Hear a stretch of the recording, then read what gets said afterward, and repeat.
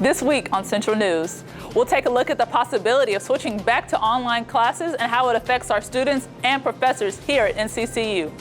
Plus, the possibility of switching online classes may affect our students once again, but did it reflect our grades last year? This is Central News. From the broadcast studio in the Department of Mass Communication at North Carolina Central University, this is Central News. Hi everyone, I'm Victoria Cooper and you're watching Central News. Last semester, many students failed due to online learning. We're going to head over to Nikki Barron to see how students are planning to come back from last semester. I'm here in the Greek room where students have returned in droves this semester. However, this time last semester, students were starting their classes online, and that seems to have affected their grades. According to the Washington Post, more students than ever got Fs in the 2020 and 2021 school year, and that was evident in the experience of the North Carolina Central University class of 2020. According to Associated Press, in North Carolina, 46% of students failed at least one class. While some students escaped lowering grades, according to Forbes, the inflation that online classes puts on grades, as well as the teachers' more lenient grading, will ultimately lead to worse performance in the future. Additionally, the majority of classes were put online under short notice, which not only put stress on the faculty, who had to rewrite their curriculum, but on the students, whose lives were turned upside down. This was something that nobody has ever done, including the instructors. So I think the instructors had it really, really tough, just like the students did. As so many students were not used to college, online classes, or the pandemic, they were overwhelmed with a lot of things no one else had ever experienced before them, and it can't be too hard to understand that that would reflect in their grades. As the students return back to school, time will only tell how this affects them in the long run. Reporting for Central News, I'm Nikki Barron. Well, I'm sure our Eagles are ready to bounce back from whatever last semester's trials brought. Thanks, Nikki. With COVID numbers on the rise yet again, it may be a possibility we may go back to online learning. Tykeria, can you tell us how professors are preparing for this possibility? I'm in South Ferris Newton Communication Building, where in-person classes are being held. Due to COVID, these classrooms may be empty in a few weeks. COVID has made its way back, bringing a new strain along called the Delta variant, which is far more contagious than COVID. Students and staff members here at NCCU worries that a COVID outbreak will happen, forcing NCCU to shut down and professors to go back to teaching online courses. Some professors think switching back to online teaching is bad because it gets in the way of their personal life and students are most likely to fall behind, while other professors think switching back online will not affect their personal life at all. Online will not impact me in a great deal because of COVID, because I've been used to it for the last 2 years. There is a total of 112 COVID cases here at NCCU. There are 105 students tested positive for COVID and 6 employees who also tested positive for COVID. This information was last updated August 31st, 2021. NCCU is doing their best to keep students and staff members updated on the situation.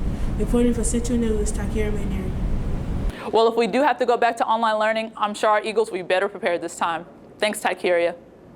COVID shut down a lot of things to include sports.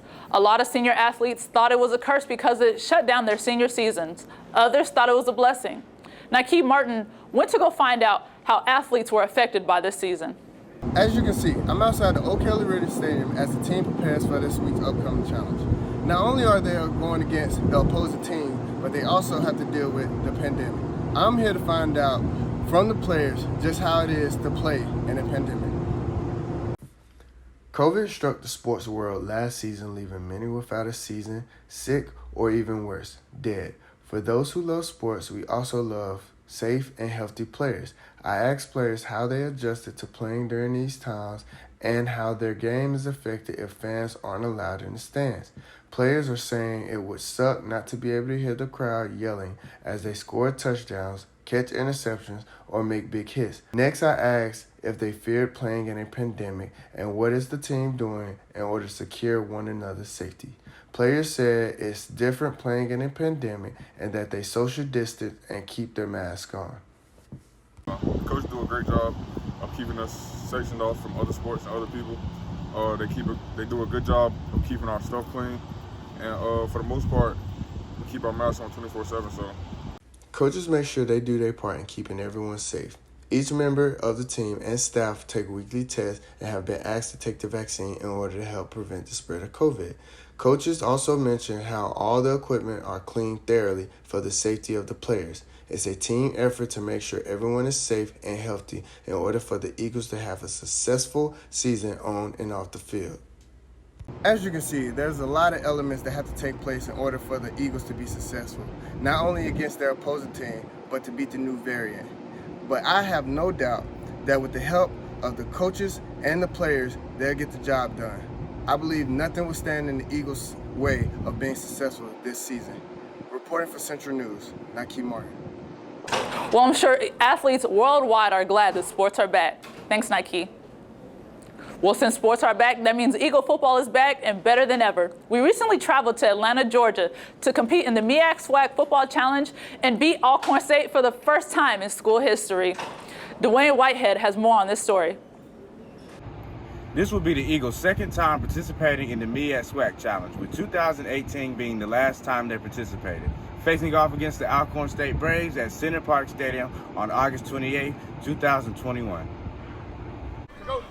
All the attention is centered towards this weekend's game, being that it is the first game of the season and the first game since the pandemic struck the world back in 2020. Fans will be eager to see what this New Year's team has in store with a fresh batch of new talent ready to take the field and make a run for a championship.